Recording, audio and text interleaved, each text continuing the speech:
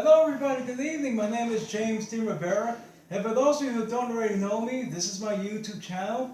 Now normally, for those of you who already know, on Sundays I do Sunday poetry. However, I'm not going to really do a poem today.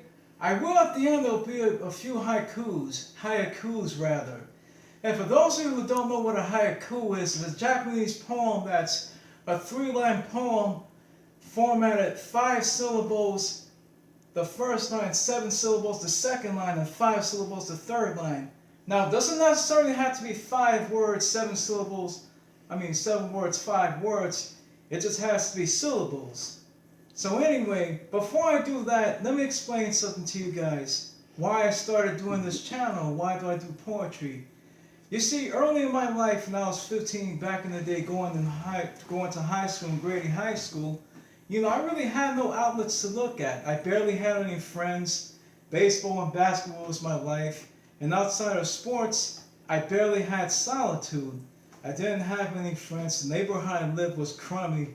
Bushwick was shitty before gentrification. Well, it was actually, I liked it better back then. Gentrification just destroyed my childhood neighborhood. However, I didn't have any other outlet to look for. So one day I went to the library and it was strange. I read this poetry book by, some random author, and all of a sudden it was like 5 minutes just like that. I became inspired to start writing poetry. Now my poetry in the beginning, it kind of sucked and I wasn't much inspired, but then a classmate of mine named Claudio Cotto told me, hey, why don't you try rhyming? And me, I used to rhyme a lot as a kid, and rhyming's easy, you could rhyme bat, cat, at, that. I was like, but how do I put this into a sentence? So I started reading formats of how poetry is done, all the types of poems, how to write it, and I started practicing, and well, before you knew it, I became a poet. I started writing poetry. However, I was too shy for the longest time to share my poetry to people or, go on open mics and publish my book. Well, how did I get inspired to finally break out of my shell of that, you ask? In came Nicole, my dear girlfriend. She directs our love and dining videos and edits as well, and sometimes my Sunday poetry she directs and edits most of it also.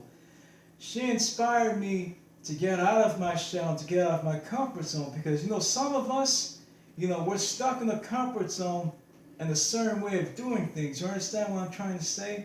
And we can't seem to get out of it because, maybe sometimes we don't know how to, or sometimes we just don't want to try to. However, there are certain circumstances that are going to cause you to do what you do outside of the norm. So therefore, I was comfortable just writing poetry and not sharing with the world. However, Nina said, no, you have to share this with the world because it's too good for you to keep to yourself. So she said, why don't you start publishing this? Why don't you start publishing love poems? You have sex poems, publish them too. So in came Words from the Heart. Well, that was actually her idea for the title. I actually didn't come up with the title, she did, to be honest with you, because I didn't know what title to come up with.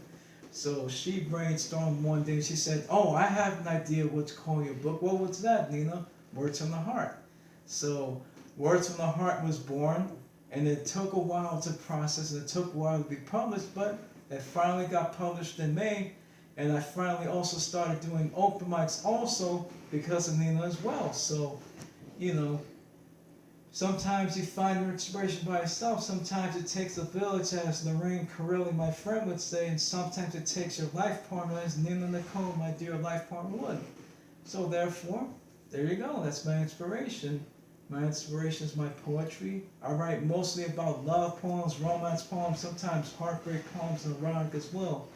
However, my uncle tonight gave me a wonderful idea, and I wanted to try this also, and I actually not only consider it, I'm going to actually do it. Nina and I are going to brainstorm holiday-themed poems also, and I'm going to try to expand my poetry deeper.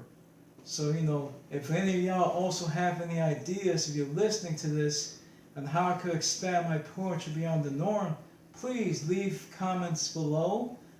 And let me know.